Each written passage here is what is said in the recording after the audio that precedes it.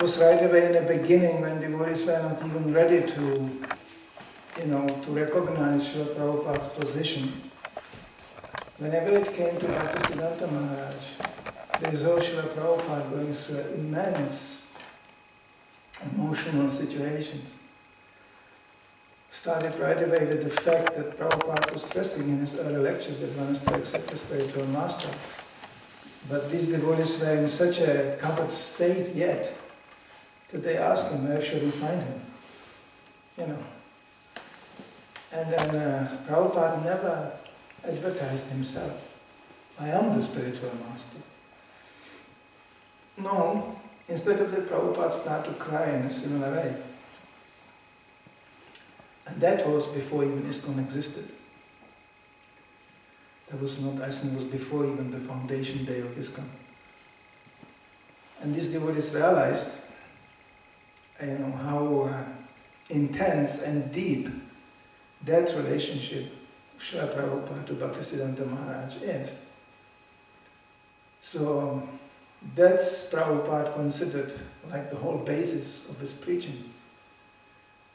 Therefore we have like Bhaktisiddhanta Maharaj's biography published by Bhakti Vikas Maharaj. This is the most extensive lexicon, Srila Prabhupada's.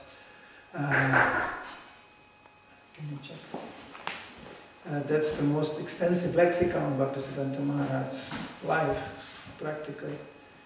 But knowing Bhakti Vikas Maharaj, I know that he wrote this for two reasons, to glorify Bhaktisiddhanta Maharaj. But even more so, the reason is there that he wanted to show how identical Prabhupada's preaching is with Bhaktisiddhanta Maharaj's preaching.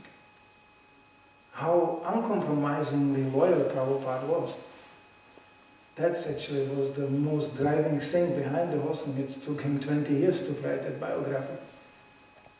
Because he wanted to demonstrate how Prabhupada, word by word, in a way that we Western people can understand, was unconditionally following Bhaktisiddhanta Maharaj. So this is the unique contribution of Srila Prabhupada, because to go from Bhaktisiddhanta Maharaj to Prabhupada is unavoidable, because without Prabhupada we would know nothing about Bhaktisiddhanta Maharaj. So this is visible in this lecture,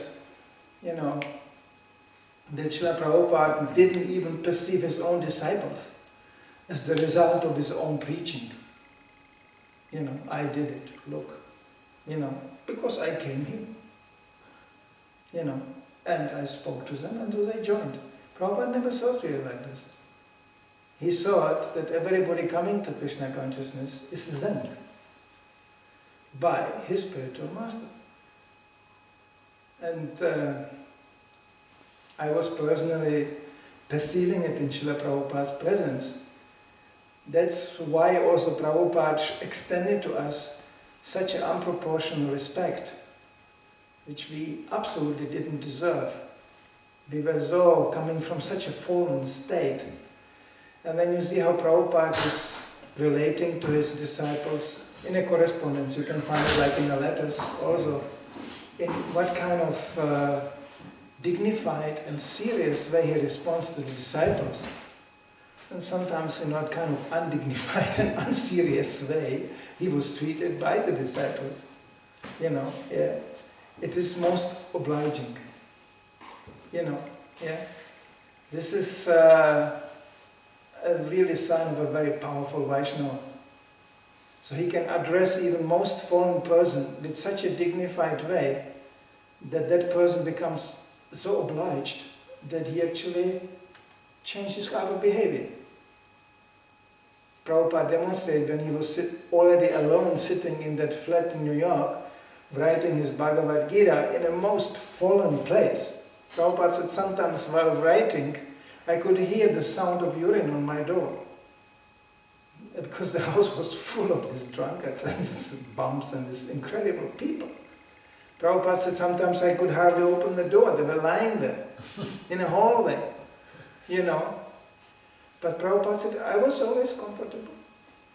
Nobody of these, even the hippies were shocked when they heard where Prabhupada is living. The hippies, They said, Prabhupada, this is the lowest part of New York, you cannot stay there. And Prabhupada said, whenever I came out of the door, even this drunkard made an attempt actually to get up. And they were leaning on a wall and kind of trying to bow down in front of me. Kind of show me some respect when I walk down the stairs. Amazing. So this is a real sign of a real pure devotee, that he commands respect, he doesn't demand respect. And this is only possible to earn and to achieve such a dignified state when one is in connection with somebody who is so highly elevated. It's natural. When you connect yourself to somebody who is so highly elevated, one lecture or two lectures later, Prabhupada in Los Angeles was giving a lecture where he says, we are not caring for the little Nixons, for the little Nixon. The President of America was Nixon those days. We are worshipping the supreme Nixon. And devotees are rolling, laughing on the floor, how they are worshipping the supreme Nixon, who owns all the little Nixons. So Prabhupada was very humorous like that. But when you worship somebody who is elevated, naturally, you will feel also more dignified, more sanctified, and more uplifted. And this is exactly what happened when Prabhupada was here. I personally, like example, there was one of my Gobaras who, historically spoken, who did immense service. Without him, collecting immense funds, don't ask me how. You wouldn't see the Vrindavan temple, you wouldn't see the Mayapur temple, you wouldn't see the beginning of these projects. He was Prabhupada's collector. And of course, when you do something so passionate and so violent, there will be when there is a fire, there is smoke. So there were so many complaints coming to Prabhupada. Just the physical appearance of that devotee, when I saw him quite a few times, I was thinking, if ever I would make an American gangster movie, that would be the hero. Just his physical appearance. And and then I met a Godara who, he told me, I know, I heard his complaints about him too. But you know what? You should see him in Prabhupada's presence. You wouldn't even physically recognize him. An absolute angel. There's one lecture of Prabhupada, Prabhupada very innocently said that this disciple of mine, he gave me a great gift. He gave me a kind of alarm clock which shows all the time in the whole world. That was really something those days, And then, Prabhupada describes it like some very sophisticated gizmo, and devotees are laughing in the back. I played the tape back and I was thinking, why they are laughing? Yeah, of course, because they knew that clock comes from this devotee. It was guaranteed stolen. 100% sure it was stolen. So, he stole another alarm clock, But Prabhupada must have known that, something like that. But in a bigger picture, spreading this movement and this immense contribution, this devotee did actually. Prabhupada took the risk. And he was not confirming what he was doing. He was going, no, that's not good what he's doing. But he gives everything to me. And that was an argument nobody could defeat. So in the presence of Prabhupada, even such extreme personalities became Prabhupada called it angel-like. There was a whole period in his letters you'll find he's calling his disciples angels. It's my angels. They are all like angels. And when somebody tells you something like this, well, you start to act like an angel. This is the amazing thing about Prabhupada and about somebody who is connected to the parampara. When he says, you are a devotee, then actually you become a devotee. Especially when he's present. There's such a powerful influence. That all that conditioning and all this, it's put aside, and the real nature of the soul comes forth. Which is always good. Soul is good. Covering is bad. So this happens when you come in touch with pure devotee. Prabhupada himself describes how he came in touch with Bhaktisiddhanta Maharaj. It's interesting that Prabhupada, you can learn so much from this lecture, that Prabhupada practically defines his initiation as being instant. Instantly. The obligatory initiation, I think that came quite some years later, isn't it? But Prabhupada said, I felt already initiated. Always in my heart, Bhaktisiddhanta Maharaj was there. But to speak of later, when he describes that he appeared to me in dreams all the time calling. There are several lectures Prabhupada is mentioning this. Obviously, very, you can see this lecture starts to get very emotional exactly on that point where he describes the dream. Then his emotions start to take over. And ultimately it takes this abrupt end. Because Bhaktisiddhanta Maharaj just was with him all the time. That's what he said. He said, I never felt alone in New York. My spiritual master was always there. So this is called relationship to spiritual master. Being engaged in a mission at any cost. Prabhupada could have died right away on a ship. And he didn't care. Because he thought better to die engaged in mission of spiritual master as to do something else. And there was nothing else to do, simply. At least you die for a good purpose. What's the use to die comfortably somewhere, with no use? Prabhupada thought at least my death will have some use for others. At least the attempt was done. He always encouraged devotees to preach like this. He said, just try. Don't care for the result. Just try. It's wonderful. Krishna says, as Krishna says in the Bhagavad Gita, there is never diminution, there is never loss. It's only gain. So that's the mood Prabhupada, arrived in America. So that's a kind of day which, one feels especially connected to Srila Prabhupada and to Bhaktisiddhanta Maharaj. It's a family relationship. Everybody who is connected to Prabhupada is also connected to Bhaktisiddhanta Maharaj, because it's like a father and grandfather and grand-grandfather, and this is like in a family. And this connection is there. The only question is, do we want that or do we want that not? And the connection comes, as Prabhupada points out, this is all in this short lecture, it's all included. It comes through the service. Prabhupada described how his constant meditation about the initiation, about the meditation of the spiritual master, led to that Krishna took active steps to destroy his environment. It was actively done. Prabhupada was a very good businessman. He was not a bad businessman. And how good businessman he was, well, that was shown later on in Krishna consciousness. That's not always like that. Not all our leading acharyas are good businessmen. Jagannath Das Babaji was not a good businessman. Gokishwar Babaji was not a good businessman. One of them couldn't even write and read. He was illiterate. That doesn't mean anything regarding spiritual life. But Prabhupada could combine, you could call material expertise, which was necessary to power such a movement. You cannot just be spiritually inspired, you have to also know what you are talking about. And therefore he attracted so many, actually, even materially spoken, very interesting people. Prabhupada attracted many, all kinds of people. But amongst his leading disciples, some of them showed really great expertise in management, in this, which they even didn't know themselves.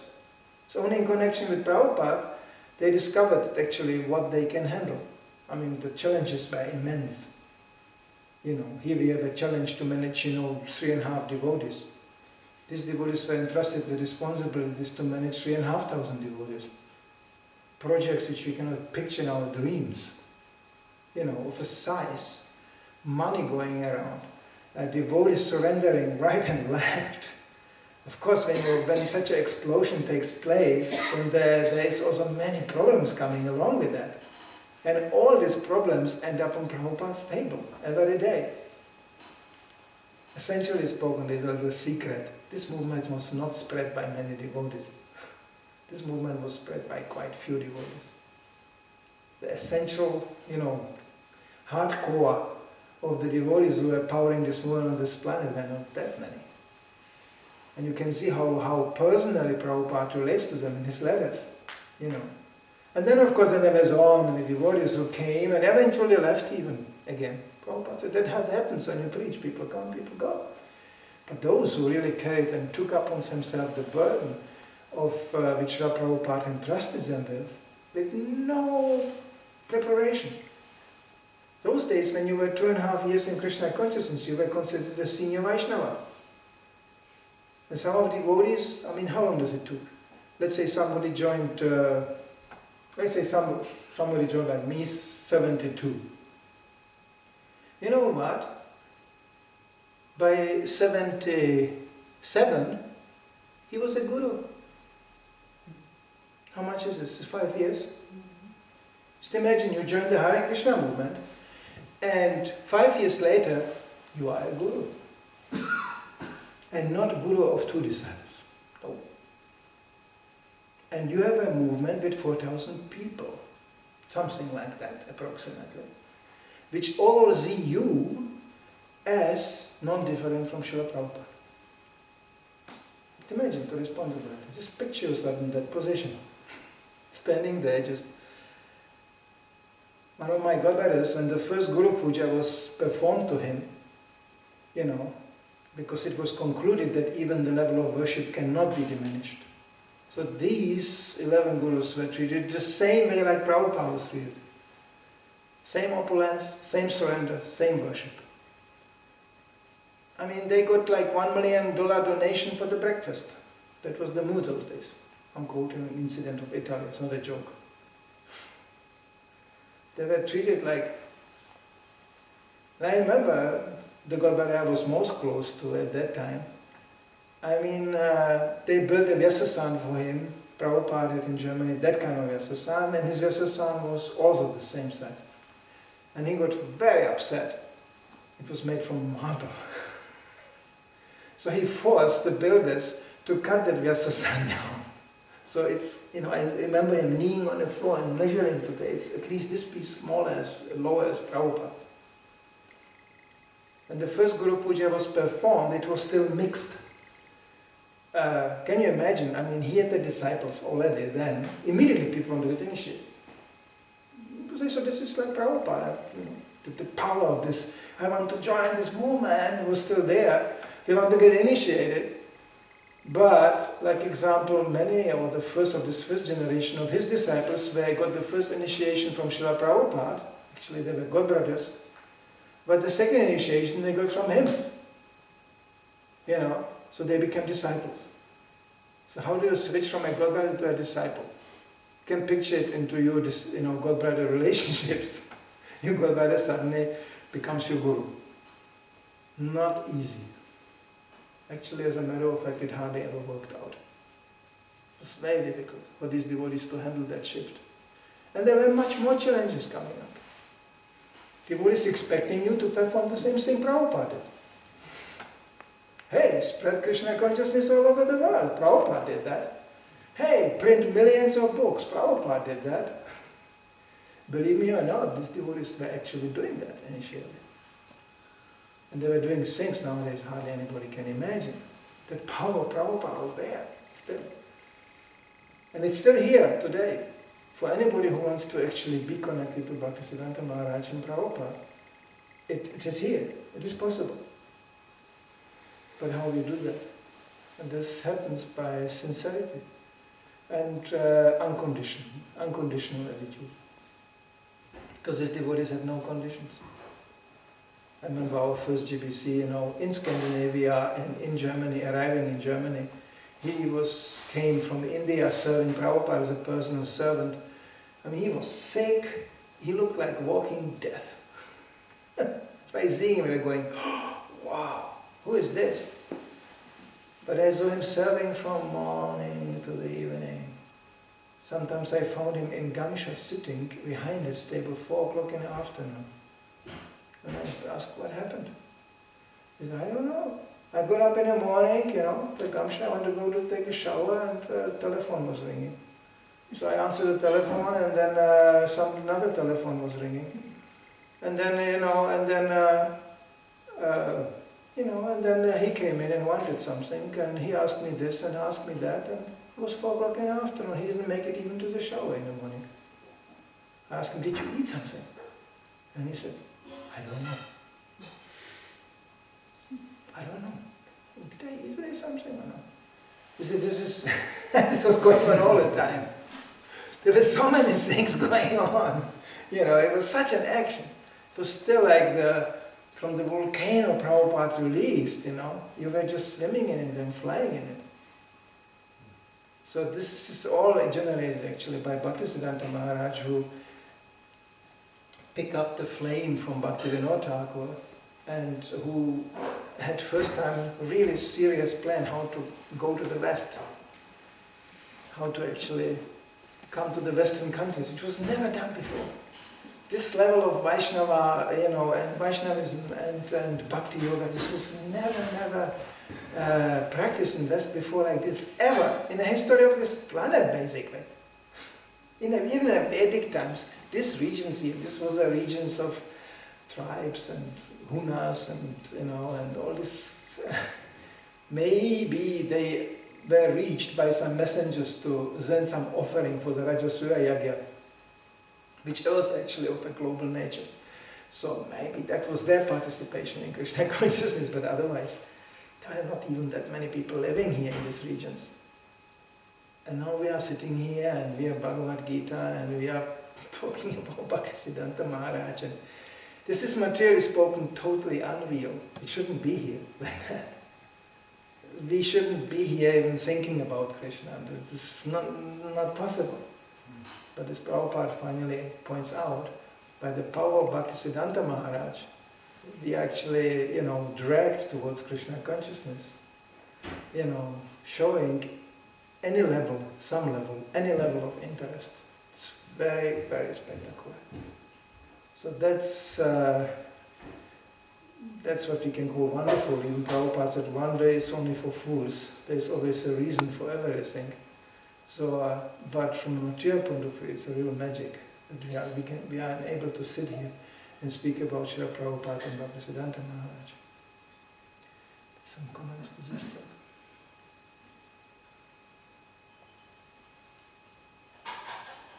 Huh? I just felt kind of compelled to broadcast this lecture on this day because it really clearly demonstrates where we come from. Life comes from life, and that life comes from Prabhupada and Bhaktisiddhanta Maharaj. Because we can see those who actually forget this, they lose their life. Prabhupada defined life, Krishna says, I am the living force, okay? So Prabhupada defined life as Krishna conscious life. Actually, as a matter of fact, he defined consciousness as Krishna consciousness. Not Krishna consciousness means unconsciousness. It's a very, very deep but very simple point. So therefore we consider people who are controlled by the three modes of nature entirely as being totally unconscious. The only thing which keeps them believing they are conscious is the false ego. Yes, I think and therefore I am. As one French idiot said. You know, I think and therefore I am. Great. Who made you thinking? Who gave you even the mind? Who gave you the power and the inspiration to think? This, one becomes more and more aware of that, one becomes more and more grateful.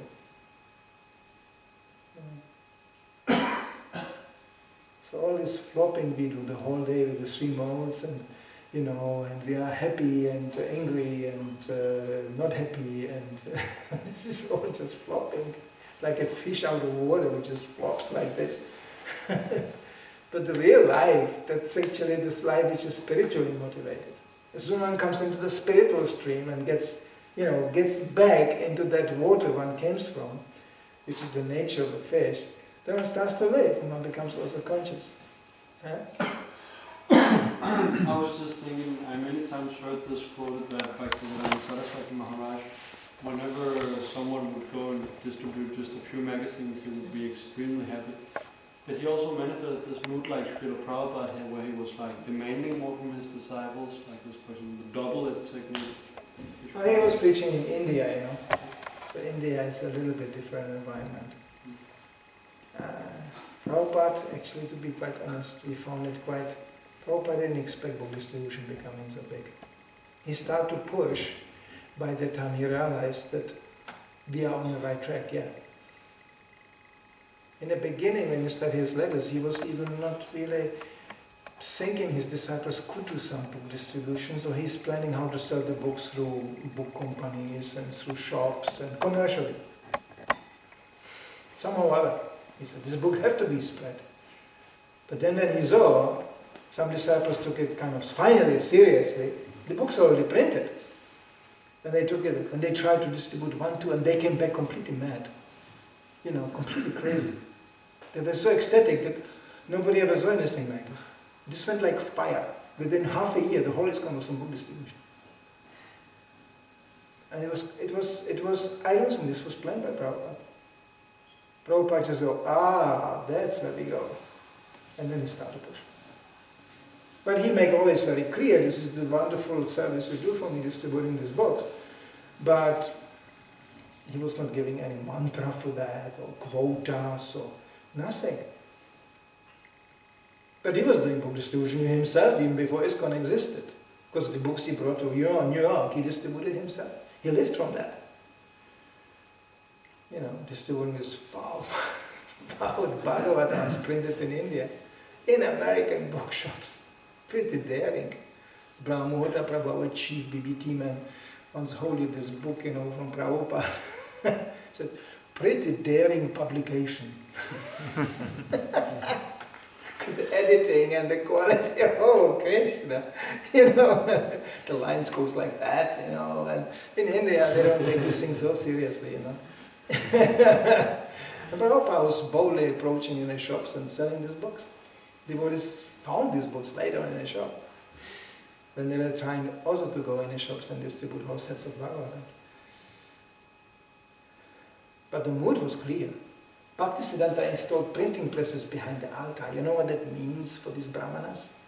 The printing press behind the altar, these old-fashioned printing presses which make a sound like a tank is passing by. And that was...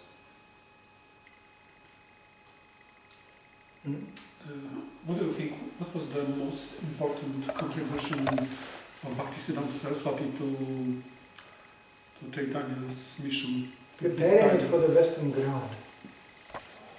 Because he did something very old, therefore they wanted to shoot him.